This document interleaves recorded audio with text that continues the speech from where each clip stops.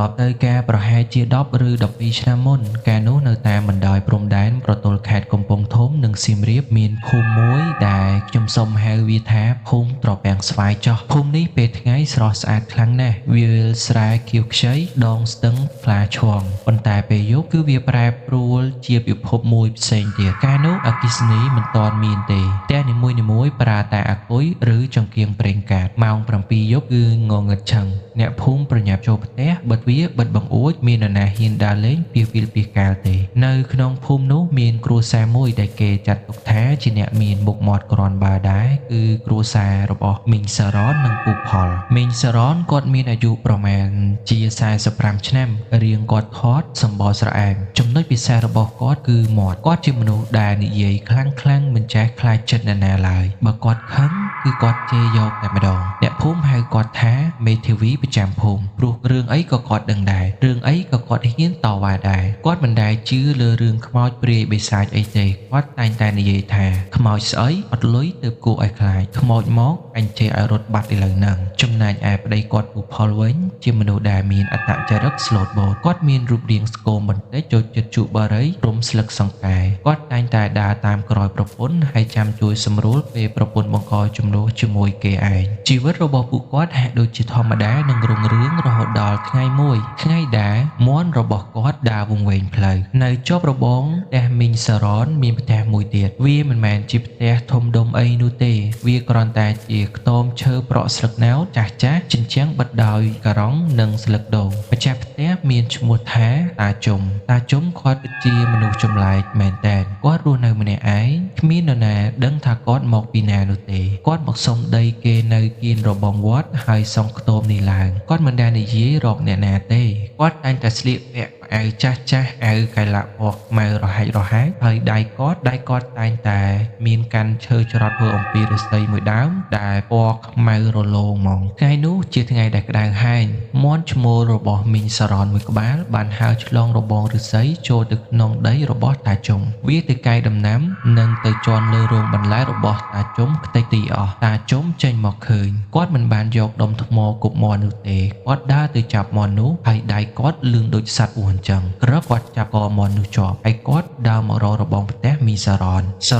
អើយនាងសារ៉នមីងសារ៉នកំពុងអង្គុយបេះត្រកូលនៅក្រោមផ្ទះឮគេហៅឈ្មោះពេញបែបនេះគាត់ក៏ងើបមកមើលពេលឃើញតាជុំកាន់មាន់គាត់នៅជាប់នឹងដៃកំហឹងគាត់ក៏ឆាប់ឆេះឡើងភ្លាមគាត់ស្ទុះដើរទៅរបងទាំងដៃនៅកាន់កំបិតចិត្តបន្លែមីងសារ៉ននិយាយដោយសំឡេងកាយខ្លាំងថាអញចង់យ៉ាងម៉េចអាតាចាស់អញហ៊ានធ្វើអីមាន់អញឆាប់លេងវាភ្លាមតាជុំគាត់មិនបានប្រឡែងទេគាត់លើកមាន់នោះឡើងភ្នែករបស់គាត់សម្លឹងមើលទៅមីងសារ៉នវាមិនមែនជាការសម្លឹងដោយកំហឹងនោះទេតែវាជាការសម្លឹងដោយភាពស្ងប់ស្ងាត់រហូតដល់គួរឲ្យខ្លាចតាជុំគាត់និយាយដោយសំឡេងត្រជាក់ថាសត្វវាអត់ដឹងអីទេតែម្ចាស់វាគួរតែដឹងរបស់ខ្លះវាចូលមកដោយងាយតែវាចេញទៅវិញទៅពិបាកមើលឲ្យស្រួលបួលប្រយ័ត្នវាវង្វេងផ្លូវចេញពាក្យសម្ដីនោះវាមិនសមជាពាក្យរបស់កសិករធម្មតានោះទេប៉ុន្តែមីងសារ៉នគាត់មិនខ្វល់គាត់គិតថាតាជុំចង់គំរាមគាត់ក៏ចាប់ផ្ដើមបើកឆាកជេរយកតែម្ដងមីងសារ៉នស្រែកជេរពេញមាត់ថាឯងក៏មកចង់ធ្វើចរិតគ្រូដាក់អញអតាកំព្រាអតាចង្រៃមកនៅដីគេហើយចង់មកធ្វើខ្លាំងដាក់ម្ចាស់ស្រុកទៀតឯងប្រយ័ត្នអញប្តឹងមេភូមិឲ្យដាញ់ឯងចេញពូជឯងជាពូជស្អីបានជាមកនៅក្បែរវត្តមិនដែលចូលវត្តបែបនេះឬមួយក៏ឯងជាធ្មប់បើឯ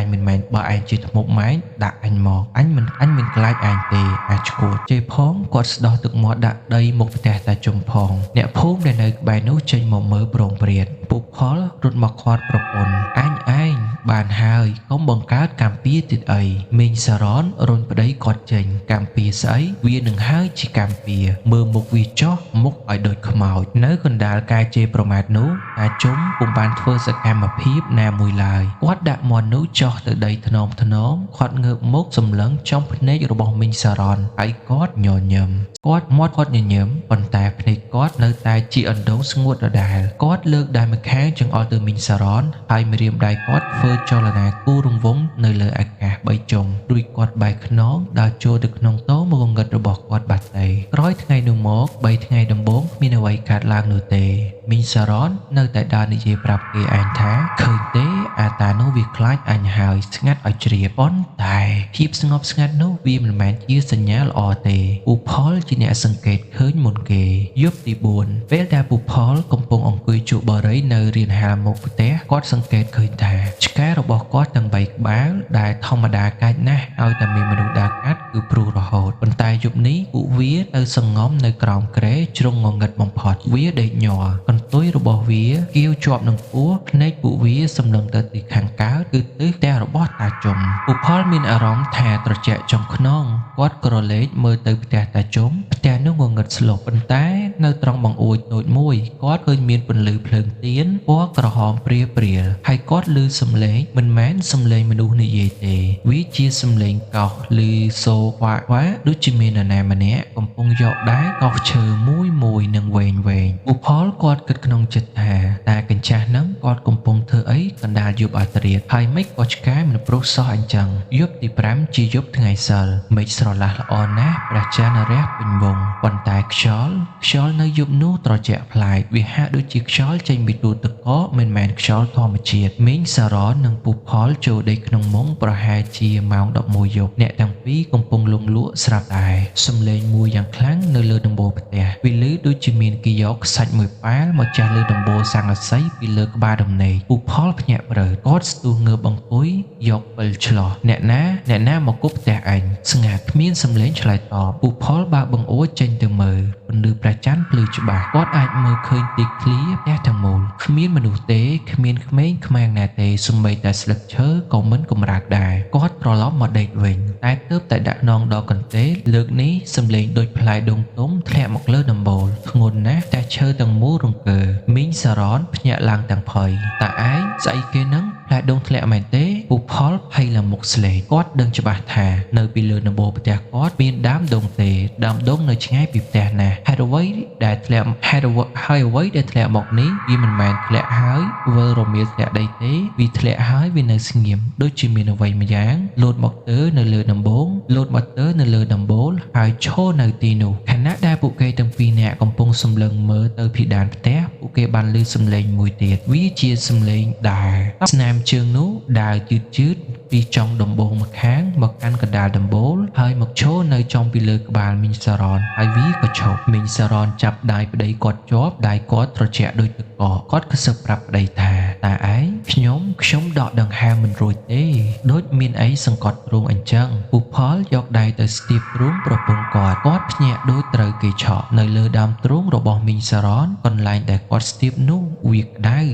ដូចយកដៃទៅប៉ះឆ្នាំងដាំបាយដែលកំពុងពុះប៉ុន្តែដៃជើងរបស់គាត់បែរជាត្រជាក់នៅពេលនោះខ្យល់ពីខាងក្រៅបក់ចូលតាមប្រឡោះបង្អួចហើយវាយកក្លិនមួយមកជាមួយផងដែរមិនមែនក្លិនផ្កាមិនមែនក្លិនភក់វាជាក្លិនប្រេងដូងលាយជាមួយក្លិនទៀនធូបក្លិនដូចគ្នាបេះបិទនឹងក្លិនដែលហៀចេញពីផ្ទះរបស់តាជុំពូផលដឹងភ្លាមថាសង្គ្រាមបានចាប់ផ្ដើមហើយអ្វីដែលនៅលើដំបូលនោះវាមិនមែនជាមនុស្សទេយប់នោះគឺជាយប់ចុងក្រោយដែលមីងសារ៉នបានដេកលក់ស្រួលព្រោះចាប់ពីព្រឹកស្អែកទៅអ្វីដែលនៅក្នុងខ្លួនគាត់នឹងចាប់ផ្ដើមភ្ញាក់ហើយពាក្យសម្ដីរបស់តាជុំដែលនិយាយថាវង្វេងផ្លូវចេញនឹងក្លាយជាការពិតដ៏រន្ធត់បំផុតនេះគឺគ្រាន់តែជាការចាប់ផ្ដើមនៃអំពើស្នេហ៍មុខឈាមប៉ុណ្ណោះតើនឹងមានអ្វីកើតឡើងនៅពេលដែលមីងសារ៉នគាត់ចាប់ផ្ដើមឃ្លានរបស់ឆៅយើងនឹងបន្តទៅភាគទី2នៅពេលបន្តិចទៀតនេះសូមកុំភ្លេចមុននឹងចូលដេកឧទ្ទិសកុសលដល់ម្ចាស់ទឹកដីផងព្រោះយើងមិនដឹងថា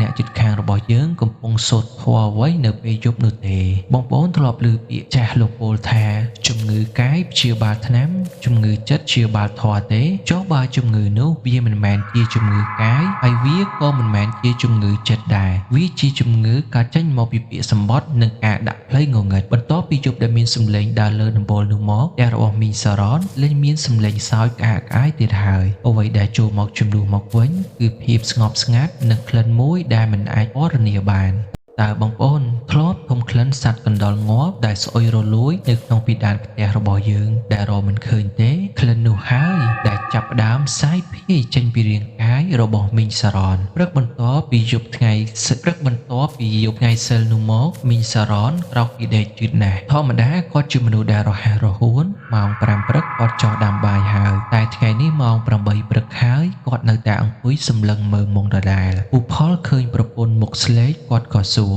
ឯងកើតអីមិនស្រួលខ្លួនឬមីងសារ៉នងាកមកមើលប្តីភ្នែករបស់គាត់ភ្នែកដែលធ្លាប់តែមុតស្រួចឥឡូវនេះប្រែក្លាយជាល្អក់ដូចជាមានទឹកដោះគោមួយដំណក់ស្រក់ចូលក្នុងកែវភ្នែកខ្មៅរបស់គាត់អញ្ចឹងមីងសារ៉ននិយាយដោយសំឡេងស្អកថាតែឯងខ្ញុំធ្ងន់ណាស់ធ្ងន់ដូចជាមានគេយកថ្មមកសង្កត់លើស្មាពូផលស្ទាបស្មារបស់ប្រពន្ធគាត់បើកអាវមីងសារ៉នមើលបន្តិចគាត់ភ្ញាក់ផ្អើលយ៉ាងខ្លាំងលើស្មារបស់មីងសារ៉នមានស្នាមជាំពណ៌ស្វាយក្រម៉ៅវាមិនមែនជាស្នាមប៉ះទង្គិចទេវាជាស្នាមម្រាមដៃ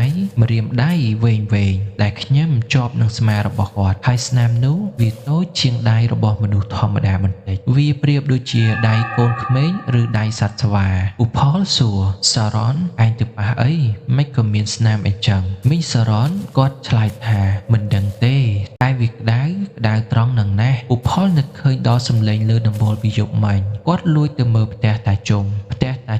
បិទទ្វារជិតប៉ុន្តែនៅលើរបងផ្ទះគាត់ឃើញមានព្យួរកូនតុក្កតាដែលធ្វើពីដើមចេកដែលមានដោតខូកមួយសរសៃតុក្កតាដើមចេកនោះបែរមុខមករកផ្ទះរបស់មីងសារ៉នអាការៈរបស់មីងសារ៉នចាប់ផ្ដើមផ្លែកខ្លាំងនៅយប់ទី3គាត់ចាប់ផ្ដើមឃ្លានប៉ុន្តែគាត់មិនហូបបាយទេគាត់ក្អួតចេញគាត់ញ៉ាំអ្វីគាត់ក្អួតចេញមកវិញទាំងអស់អ្វីដែលគាត់ចង់ហូបគឺរបស់ដែលពូផលនឹកស្មានមិនដល់ជប់នោះប្រហែលជាម៉ោង12យប់ពូផលភ្ញាក់ឡើងបាត់ប្រពន្ធពីជើងមុងគាត់ឮសំឡេងនៅផ្ទះបាយក្រឹបសំឡេងដូចឆ្កែកំពុងទំពាឆ្អឹងពូផលយកប្រេងកាតដើរទៅផ្ទះបាយពន្លឺចង្កៀងរលឹមចាំងទៅឃើញមីងសារ៉នកំពុងអង្គុយនៅគៀនពាងគាត់កំពុងកាន់អ្វីម្យ៉ាងនៅក្នុងដៃពូផលសួរសារ៉នឯងធ្វើអីហ្នឹងមីងសារ៉នងាកមកយឺតនៅក្នុងមាត់របស់គាត់មានឈាមស្រស់ប្រឡប់វិញនៅក្នុងដៃរបស់គាត់គឺជាសាច់ជ្រូក3ជាន់ឆៅមួយដុំដែលពូផលទើបនឹងទិញមកពីផ្សារកាលពីល្ងាចដើម្បីទុកស្លព្រឹកសាច់សាច់ជ្រូកឆៅនោះត្រូវបានគាត់ហាំហែកទំពាឆៅមីងសារ៉ននិយាយទាំងមាត់អូពេញទៅដោយសាច់ខ្ញុំឃ្លានឆ្ងាញ់ណាស់តាឯងវាផ្អែមណាស់ពូផលស្ទើរតែចោលចង្កៀងនេះមិនមែនជាមីងសារ៉នដែលគាត់ធ្លាប់ស្គាល់ទេមីងសារ៉នដែលអនាម័យគ្រាន់តែបាយកកក៏មិនហូបផងឥឡូវនេះគាត់កំពុងទំពាសាច់ជ្រូកឆៅទាំងស្បែកទាំងខ្លាញ់ឈាមជ្រូកហូរតាមចង្កាគាត់ស្រក់តក់មកលើអាវសពូផលស្ទុះទៅកញ្ឆក់សាច់នោះចេញឈួតហើយហូបអញ្ចឹងមិនកើតមានព្រូនមានមេរោគមីងសារ៉នសម្លឹងមើលមុខប្តីគាត់ក្រហមក្នុងបំពង់កសំឡេងក្រហមនោះដូចសំឡេងឆ្កែដែលការពារចំណីភ្នែកគាត់ប្រែជាក្រហមហើយគាត់ស្ទុះទៅខាំដៃពូផលស្រែកគាត់ថយក្រោយមីងសារ៉នហាក់ដូចជាភ្ញាក់ខ្លួនវិញគាត់មើលដៃខ្លួនឯងមើលឈាមនៅមាត់ហើយគាត់ចាប់ផ្ដើមយំតាឯងជួយខ្ញុំផងមានអីនៅក្នុងពោះខ្ញុំវាឃ្លានខ្ញុំមិនឃ្លានទេវាទេជាអ្នកឃ្លានព្រឹកស្អែកឡើងពូផលដឹកប្រពន្ធទៅមណ្ឌលសុខភាពស្រស់គាត់មិនហ៊ានប្រាប់ពេទ្យថាប្រពន្ធគាត់ហូបសាច់ឆៅទេគាត់គ្រាន់តែថាជាពោះអ្វីដែលចម្លែកគឺពោះរបស់មីងសារ៉នក្នុងរយៈពេលតែ2យប់ពោះរបស់គាត់ហើមធំឡើងដូចមនុស្សដែលមានផ្ទៃពោះ5ខែស្បែកពោះគាត់តឹងរលោងហើយមានសរសៃឈាមពណ៌ខ្មៅរត់វិញនឹងលោកគ្រូពេទ្យក្មេងម្នាក់មកពិនិត្យគាត់យកដៃទៅស្ទាបពោះគ្រាន់តែដៃពេទ្យប៉ះពោះភ្លាមមីងសារ៉នស្រែកយកអូយដៅកំប៉ះលោកគ្រូពេទ្យធ្វើមុខឆ្ងល់គាត់យក stethoscope មកដាក់ស្ដាប់គាត់ស្ដាប់យូរទៅមកគាត់ប្រែជាស្លេកគាត់ដកឧបករណ៍ចេញមកសម្លឹងមុខពូផលចុះវាជាសម្លេងអីដែរលោកគ្រូពេទ្យនិយាយតិចវាដូចជាសម្លេងក្រចកកោសខ្វល់ហើយខ្ញុំឮសម្លេងដូចជាមានសត្វតូចរត់នៅក្នុងហ្នឹងពេទ្យសុំបូមឈាមពេលបញ្ចូលចាក់ចូលទៅសរសៃដៃមីងសារ៉នឈាមមិនបានហូរចេញមកទេពេទ្យខំប្រឹងបូមស្រាប់តែផែកបញ្ចូលបាក់មិនមែនបាក់ព្រោះស្បែករឹងទេតែបាក់ដូចជាមានអ្វីមួយយ៉ាងនៅក្នុងសរសៃឈាមមកអ្នកនឹងបញ្ចូលហើយត្រង់កន្លែងនោះមានឈាមហូរចេញមកឈាមនោះពណ៌ខ្មៅខាប់ដូចជាប់ថ្នល់អញ្ចឹងពេទ្យក្រវីក្បាលខ្ញុំថាយកមីងទៅពេទ្យធំនៅខេត្តតែម្ដងទៅឬក៏រកផ្លូវផ្សេងទៅផ្លូវវិទ្យាសាស្ត្រខ្ញុំអស់លទ្ធភាពហើយពូផលដឹកប្រពន្ធត្រឡប់មកផ្ទះវិញទាំងអស់សង្ឃឹមនៅតាមផ្លូវអ្នកភូមិដែលដើរកាត់គាត់ចាប់ដើមខ្ទប់ច្រមុះក្លិនស្អុយចេញពីខ្លួនមីងសារ៉ន កាន់តែខ្លាំងឡើងពេលមកដល់មុខផ្ទះពូផលក៏លេចទៅឃើញតាជុំឈរនៅមុខរបងតាជុំកំពុងឈរច្រត់ឈើច្រត់ញញឹមគាត់និយាយមួយឃ្លាពេលពូផលជិះកាត់តាជុំនិយាយដោយសំឡេងស្រាលត្រជាក់ពេលទេវតាក៏មើលមិនជាដែររបស់ខ្លះវាត្រូវការសាច់ត្រូវការឈាមទើបវាស្ងប់ពូផលចង់ចោះទៅវាយតាជុំតែគាត់ទប់ចិត្តគាត់គ្រាប្រពន្ធគាត់ឡើងលើផ្ទះយប់នោះគឺជាយប់ដែលអាក្រក់បំផុតមីងសរនគាត់លែងនិយាយភាសាមនុស្សទៀតហើយគាត់ដេកនៅកណ្ដាលផ្ទះខ្លួនគាត់ក្តៅដូចភ្លើងដៃជើងគាត់កន្ត្រាស់ហើយមាត់គាត់ចេះតែរអ៊ូយកមកហើយនៅក្នុងពោះរបស់គាត់ពូផលអង្គុយមើលទាំងភ័យរន្ធត់វាហាក់ដូចជាមានដុំសាច់មួយប៉ិនកដៃរត់នៅក្រោមស្បែកពោះរបស់គាត់អញ្ចឹងវារត់ពីឆ្វេងទៅស្ដាំពីលើចុះក្រោមវាដូចជាមានសត្វកណ្ដុរឬសត្វកង្កែបកំពុងជាប់នៅក្នុងពោះហើយកំពុងរកផ្លូវចេញមីងសរនស្រែកធ្ងរហើយស្រាប់តែគាត់សើចអ៊ីសំឡេងសើចនោះគឺដូចជាសំឡេងរបស់តាជុំបេះបិទពូផលដឹងហើយថាគាត់មិនអាចចាំទៀតបានទេបើចាំដល់ស្អែកប្រពន្ធគាត់នឹងត្រូវរបស់នោះស៊ីគ្រឿងក្នុងអស់មិនខានគាត់ត្រូវតែប្រញាប់ទៅរកតាសនដែលជាគ្រូខ្មែរនៅយប់នេះទោះបីជាត្រូវឆ្លងកាត់ព្រៃស្ងាត់យ៉ាងណាក៏ដោយបងប្អូននៅពេលដែលរាងកាយរបស់យើងលេចជាកម្មសិទ្ធិរបស់យើងនោះគឺជាសុបិនអាក្រក់បំផុតមីងសារ៉នកំពុងតែរលាយបាត់រូបអ្វីដែលនៅសល់គឺគ្រាន់តែជាសម្បកសម្រាប់ចិញ្ចឹមរបស់ភាពងងឹតតាពូផលអាចទៅអញ្ជើញតាសនមកទាន់ពេលដែរឬទេតើតាសននឹងហ៊ានប្រឈមមុខជាមួយម្ចាស់អំពើដ៏ខ្លាំងក្លានេះទេហើយសម្រាប់នៅពេលដែលមនុស្សយើងអស់ផ្លូវដើរជម្រើសចុងក្រោយដែលយើងឃើញមានគឺការប្រថុយពូផលគ្មានជម្រើសទេម៉ោង1រំលងអាត្រៀតគាត់ត្រូវទុកប្រពន្ធឲ្យនៅផ្ទះម្នាក់ឯងគាត់ចង់ដៃជើងប្រពន្ធរបស់គាត់ជាប់នឹងសសរដើម្បីកុំឲ្យគាត់រត់ទៅណាហើយគាត់ជិះម៉ូតូកាត់វាលស្រែស្ងាត់ដើម្បីទៅរកតាសនគឺជាគ្រូខ្មែរម្នាក់ដែលល្បីនៅភូមិឆ្លងកាត់ស្ទឹងគាត់មិនមែនជាគ្រូទាយបោកប្រាស់យកប្រាក់នោះទេគាត់ជាអ្នកចេះដឹងខាងវិទ្យាបុរាណនិងពូកែខាងដកអំពើផ្លូវទៅផ្ទះតាសនស្ងាត់ណាស់បងប្អូនសងខាងផ្លូវសុទ្ធតែព្រៃនិងវាលស្រែមានភ្លើងបំភ្លឺទេមានតែភ្លើងចង្កៀងម៉ូតូពណ៌លឿងស្រអាប់របស់ពូផលប៉ុណ្ណោះប៉ុន្តែអារម្មណ៍របស់ពូផលនៅពេលនោះគាត់មានអារម្មណ៍ថាម៉ូតូគាត់កាន់តែធ្ងន់នៅផ្នែកខាងក្រោយដូចជាមាននរណាម្នាក់កំពុងអង្គុយពីក្រោយគាត់មិនហ៊ានងាកមើលកញ្ចក់ទេគាត់ខំប្រឹងមូលគេឲ្យលឿនទាំងញើសហូរជោគខ្នងនៅពេលដែលទៅដល់ផ្ទះតាសនពូផលមិនទាន់ទាំងបានស្រែកហៅផងតាសនបានបើកទ្វារចេញមកស្រាប់តាសនជាបរិសុទ្ធចំណាស់សក់សសម្បល់ខ្មៅស្រអែមភ្នែកមុតស្រួចគាត់កំពុងឈរនៅមាត់ទ្វារដៃកាន់បារីស្លឹកសង្កែមកហើយឬអញរងចាំអញតាំងពីក្បាលល្ងាចម្លេះពូផលភ្ញាក់ផ្អើលគាត់សួរលោកតាដឹងថាខ្ញុំមកឬតាសនគាត់និយាយថាដឹងព្រោះក្លិនរបស់វារសាត់មកដល់ទីនេះធំក្លិនណាស់ក្លិនមនុស្សស្លាប់ទាំងរស់តាសនចូលទៅយកបង្វិចក្រណាត់សនិងដាវគីថារបស់គាត់មុននឹងចេញដំណើរគាត់ងាកមកសួរពូផលមួយម៉ាត់យ៉ាងតឹងរឹងថាវល់ឯងត្រូវដឹងរឿងមួយរបស់ដែលដាក់មកលើប្រពន្ធឯងនេះមិនមែនរបស់លេងសើចនោះទេអ្នកដាក់គឺយកជីវិតគេមកធ្វើជាដើមទុនបើអញជួយមិនបានទាំងអញទាំងឯងទាំងប្រពន្ធរបស់ឯងអាចនឹងត្រូវងាប់ទាំងអស់គ្នាតើអញហ៊ានប្រថុយទេឧផលគិតដល់មុខប្រពន្ធដែលកំពុងឈឺចាប់គាត់ក៏បាននិយាយថាខ្ញុំហ៊ានឲ្យតែប្រពន្ធខ្ញុំជាឲ្យខ្ញុំធ្វើអីក៏បានដែរពេលឧផលនិងតាសនមកដល់មុខផ្ទះរបស់មីងសារ៉នម៉ោងប្រហែលជា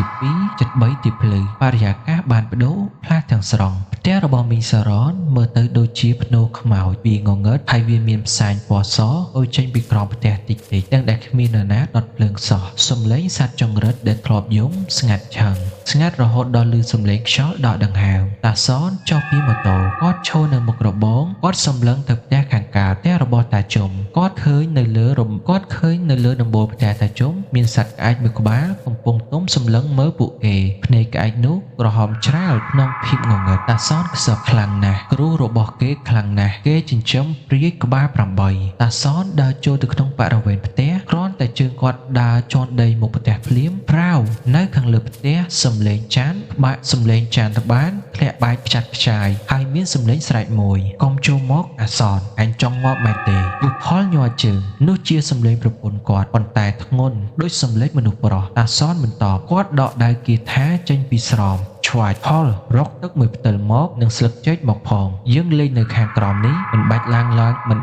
លើផ្ទះទេបើយើងឡើង វានឹងលោតចេញពីបង្អួចសម្រាប់ខ្លួនមិនខានតាសនរៀបចំអាសនៈតូចមួយនៅខាងក្រោមផ្ទះចំពីក្រោមជណ្ដាលដែលមីងសារ៉នកំពុងដេកគាត់យកអំបោះសីមាមកព័ទ្ធជុំវិញសសរផ្ទះគាត់ចាប់ផ្ដើមសូត្រមន្តហៅព្រលឹងនិងបណ្ដាញឧបទ្រពនៅពេលដែលគាត់សូត្រកាន់តែខ្លាំងនៅខាងលើផ្ទះមីងសារ៉នកាន់តែស្រែកក្តៅឈប់ទៅសំឡេងគាត់ស្រែកលាយឡំជាមួយសំឡេងឈូសដូចជាគាត់កំពុងយកក្រចកឈូសជាមួយនឹងក្តារផ្ទះតាសនស្រែកបញ្ជាចេញមកជារបស់អ្នកណាចេញមកបង្ហាញខ្លួនភ្លាមនោះមានសំឡេងមួយឆ្លើយតបមិនមែនជាសំឡេងមីងសារ៉នទេតែជាសំឡេងសើចពីខាងក្រៅរបងហេ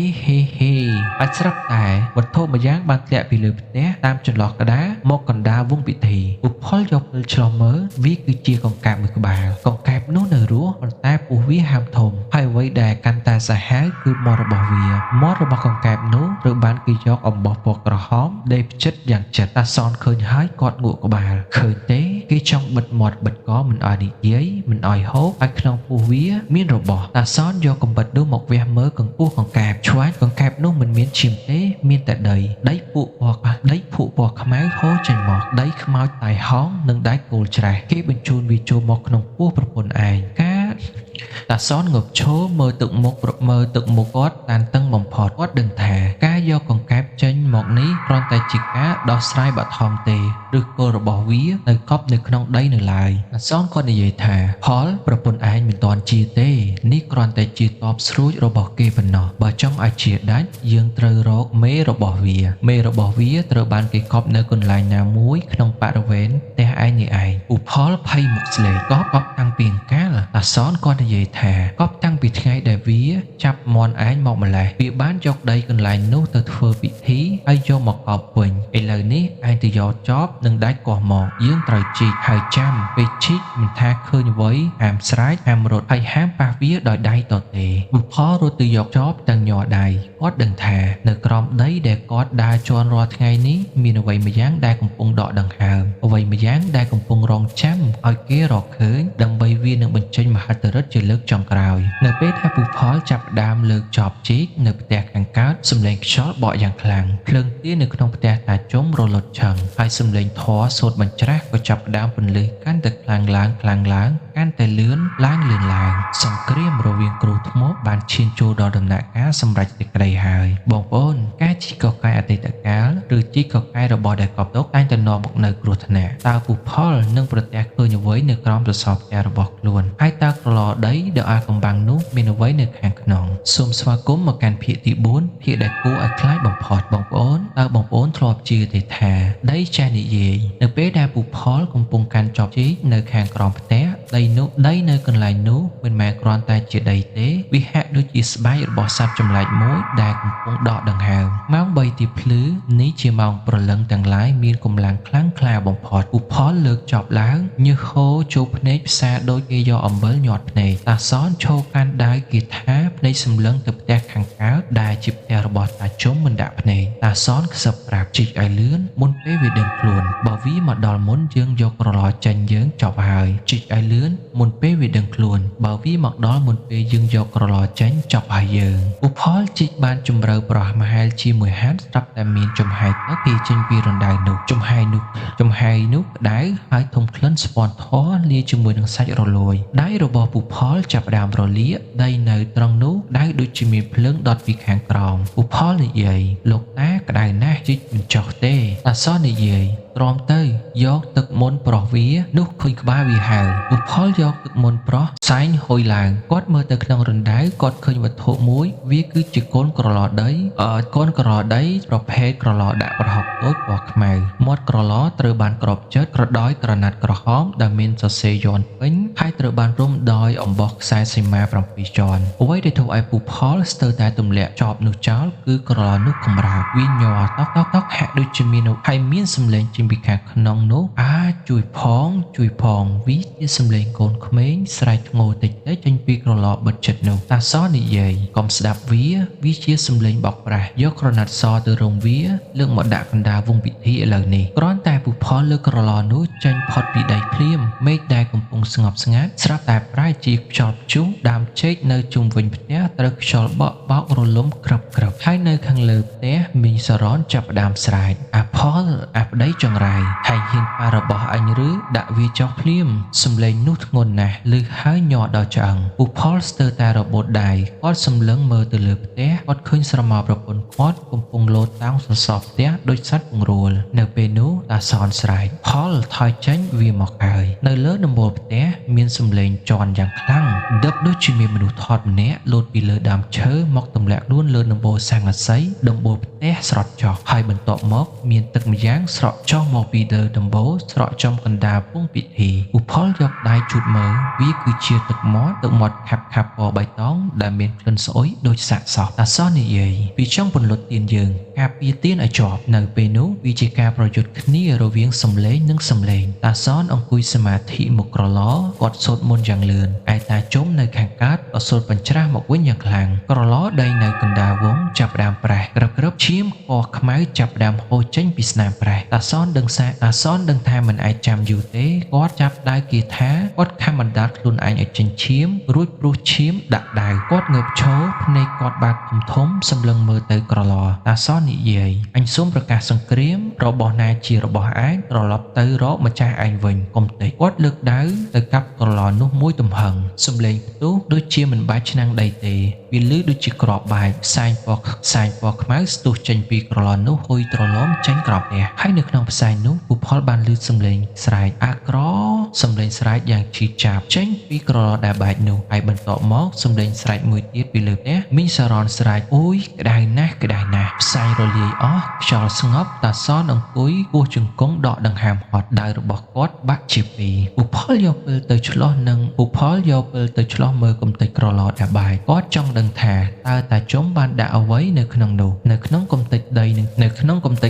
ឈាមគាត់ឃើញវត្ថុ3យ៉ាងរូបក្រមួនមួយដែលសូនជារូបមនុស្សស្រីមានរសេរឈ្មោះថាសារ៉នរូបនោះមានដៃគោលច្រេះបោះជាប់នៅត្រង់ពោះនិងត្រង់កសក់មួយកញ្ចប់ធំនិងឆ្អឹងម្រាមដៃមនុស្សឆ្អឹងពិតៗដែលនៅជាប់សាច់ស្ងួតពុផលឃើញហើយចង់ក្អួតតាសននិយាយដោយសំឡេងខ្សោយឆ្អឹងម្រាមដៃតាយហោងវាយកមកធ្វើជាធ្នាក់ឥឡូវនេះរបស់នេះត្រូវបានបំផ្លាញហើយប៉ុន្តែរឿងមិនទាន់ចប់ទេបងប្អូននៅពេលដែលក្រឡបែកអំពើដែលនៅក្នុងនោះវាមិនទាន់បាត់ទៅណាទេវាគ្រាន់តែគ្មានកន្លែងនៅហើយវាត្រូវត្រឡប់ទៅរកអ្នកបង្កើតវានៅផ្ទះខាងកើតផ្ទះរបស់តាជុំ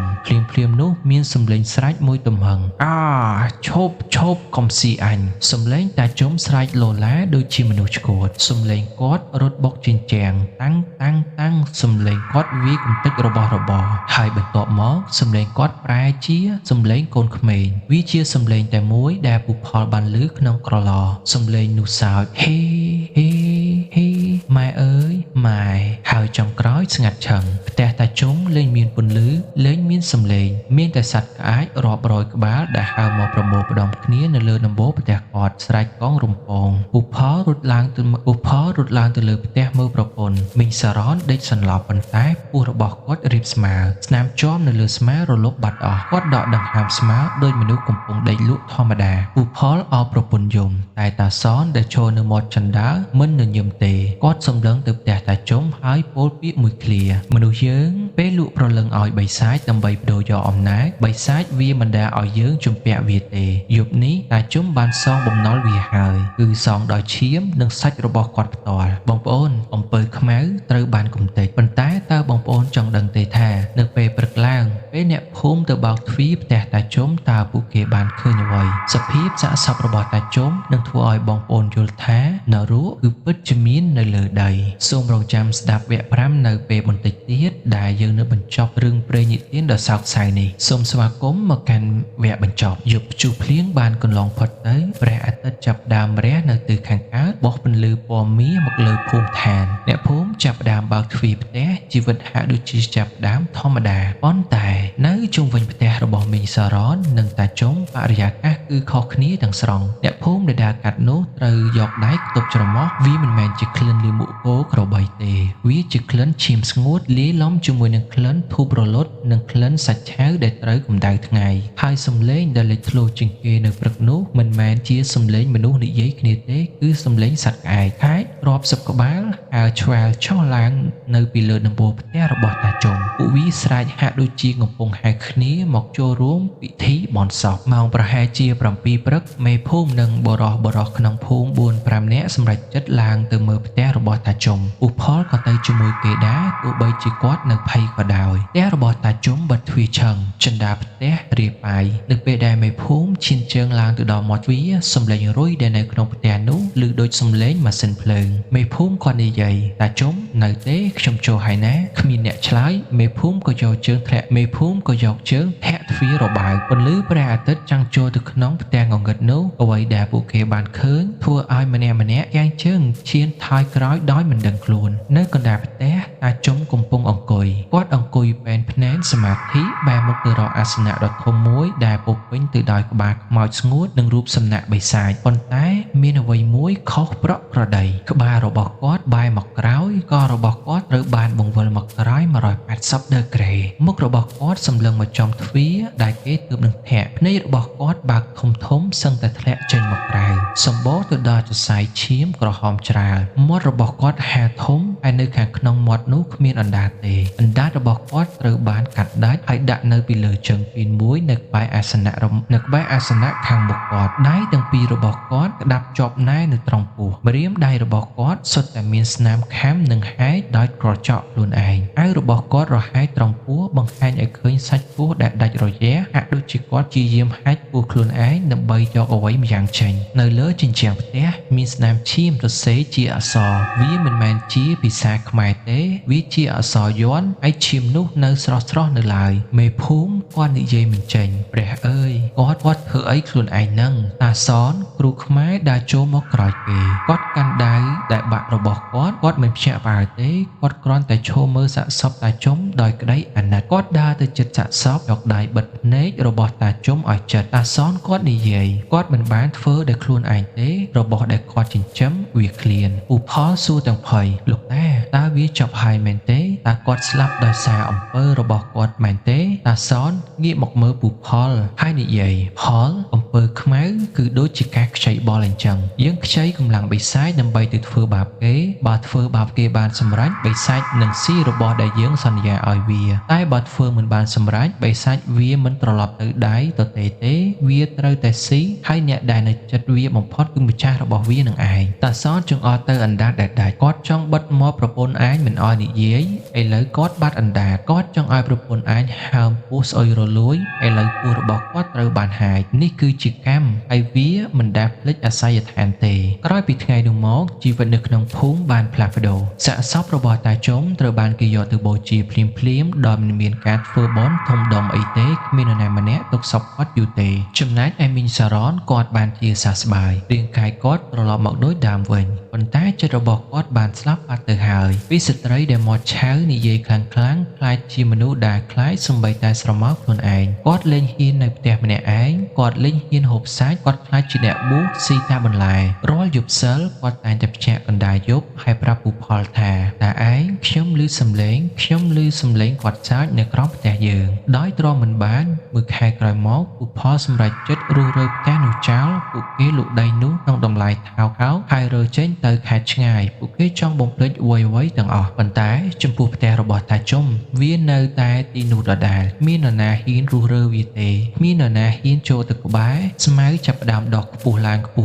ដើមចេកដកបិទបាំងផ្លូវចូលចិត្តក្មេងៗក្នុងភូមិតែនិយាយតគ្នាថានៅពេលដែលគេជិះកង់កាត់ផ្ទះនោះនៅពេលយប់គេតែងតែឃើញពន្លឺភ្លើងទៀនភ្លឹបភ្លេតនៅក្នុងផ្ទះដែលគ្មានមនុស្សនៅហើយជួនកាលគេឃើញមនុស្សចាស់ម្នាក់អង្គុយនៅរានហាលអង្គុយបែរខ្នងដាក់ផ្លូវដៃគាត់កាន់មាន់មួយក្បាលប៉ុន្តែបើអ្នកហ៊ានឈប់មើលហើយអ្នកស្រែកហៅគាត់នឹងមិនងាកខ្លួនមកទេគាត់គ្រាន់តែងាកក្បាលរបស់គាត់នឹងបង្វិលមកក្រោយមុខគាត់ញញឹមហើយគាត់នឹងលើកដៃបកហៅអ្នកមកលេងជាមួយតា បាទបងប្អូននេះហើយនេះគឺជារឿងរ៉ាវរឿងខ្លះយើងមិនចាំបាច់ដឹងច្បាស់ថាវាជារឿងពិតឬមិនពិតនោះទេគ្រាន់តែដឹងថានៅលើលោកនេះមានកម្លាំងខ្លះដែលយើងមិនគួរទៅប៉ះពាល់ការចង់ឈ្នះគេដែលប្រើផ្លូវកាត់វាតែងតែនាំយើងទៅរកផ្លូវវិនាសមុននឹងបងប្អូនបិទវីដេអូឬចូលគេងនៅយប់នេះខ្ញុំសូមរំលឹកបន្តិចប្រសិនបើបងប្អូនឮសំឡេងខ្